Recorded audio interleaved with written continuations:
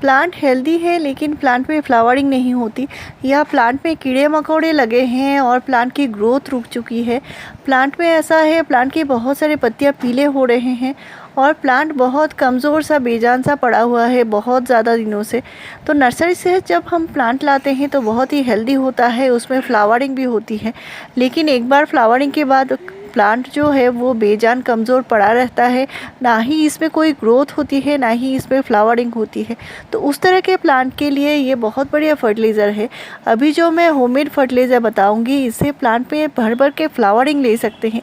तो आपका किसी भी प्लांट है, अगर मोगरा का प्लांट है तो भी ये फर्टिलाइज़र दे सकते हैं। मोगरा में देख सकते हैं कितने भर भर के कलियां बनी हुई है।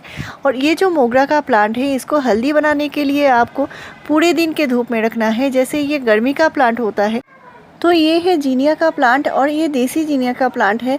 ये मैंने सीड से उगाए हैं और कितने बड़े प्लांट हो चुके हैं। ये साल भर फ्लावरिंग करने वाला प्लांट होता है और एक बार इसको लगा देंगे तो ये जो प्लांट है, जब फ्लावरिंग हो जाती है, पुरानी हो जाती है इसके फ्लावर, इसमें सीड बन जाते हैं और इसके सीड को आप फिर से ग्रो करके नया प्लांट बना सकते हैं।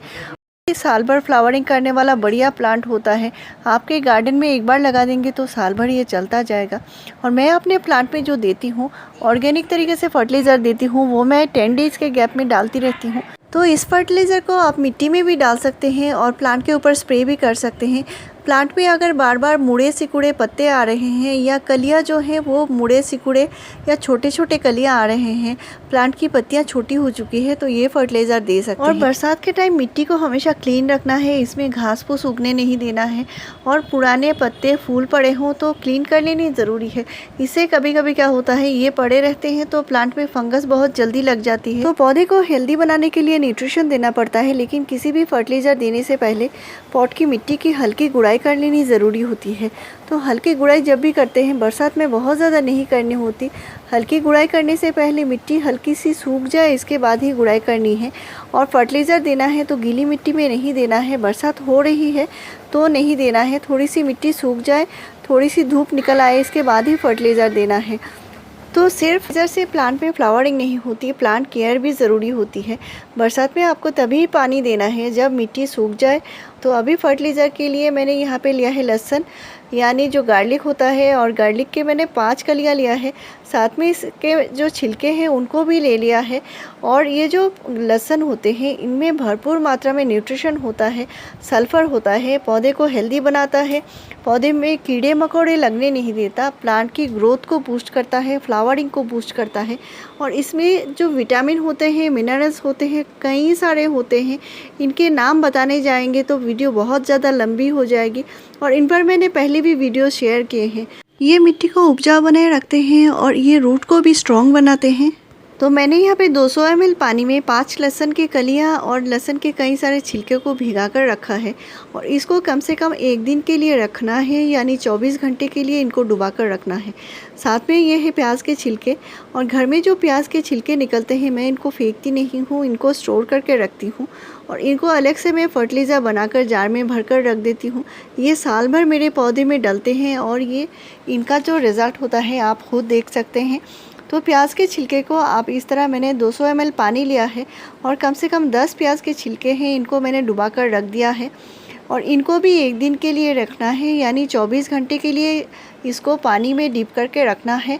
साथ में यहाँ पे लिया है मैंने पानी और यहाँ पे ले रही हूँ मैं एप्सम सॉल्ट, यानी मैग्नीशियम सल्फेट, जो पौधे की ग्रोथ को बूस्ट करेगा। साथ में पौधे में जो पत्तियाँ छोटे छोटे आ जाते हैं या कलियाँ छोटे होने लगते हैं, तो ये भी बड़े साइज़ के फरेगा और प्लांट के लिए बहुत ज़्यादा ज़रूरी है। तो इसको आप में एक बार दे सकते हैं, लेकिन प्याज और लहसुन से बनी जो फर्टिलाइज़र मैं बताऊंगी, ये आप आगे जाके प्लांट में और भी दे सकते हैं। जैसे आप 10 दिन के गैप में दे पाएंगे प्लांट में। तो प्याज के छिलके को 1 दिन के लिए भिगा कर रखा है, इसका पानी निकाल लेना है। प्याज के छिलके को हम बरसात में डायरेक्टली पॉट पे नहीं देंगे। तो यहाँ पे जो पानी है इसका सिर्फ पानी निकाल लेना है। 200 ml पानी से मैंने कुछ पानी निकाल लिया है और एप्सम सॉल्ट जिसमें मैंने घोला था, उस एप्सम सॉल्ट के पानी में मैं मिला रही हूँ।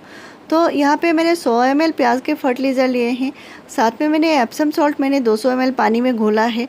और इसमें मात्रा का इतना इशू नहीं है, सिर्फ एप्सम सॉल्ट जो होता है इसको 2 ग्राम 1 लीटर पानी में घोलना होता है। लेकिन बाकी सारी चीज़ें ऑर्गेनिक है तो उनकी थोड़ी सी मात्रा कम या ज़्यादा होने से प्लांट में कोई हानि नहीं होगी। और प्याज के छिलके का फर्टिलाइज़र या लहसुन के छिलके का फर्टिलाइज़र दोनों अलग अलग बना के आप जार में भरकर रख सकते हैं। ये ख़राब नहीं होते।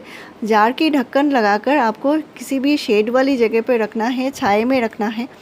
तो लहसुन का फर्टिलाइज़र मैंने 100 ml ले लिया है और आपको जो हिसाब लगाना है, एप्सम सॉल्ट को आपको 1 लीटर पानी में घोलना है और बाकी सारी चीज़ें जो हैं आप 200 से 500 ml तक मिला सकते हैं। इसमें कोई प्रॉब्लम नहीं है, प्लांट को कोई हानि नहीं होगी।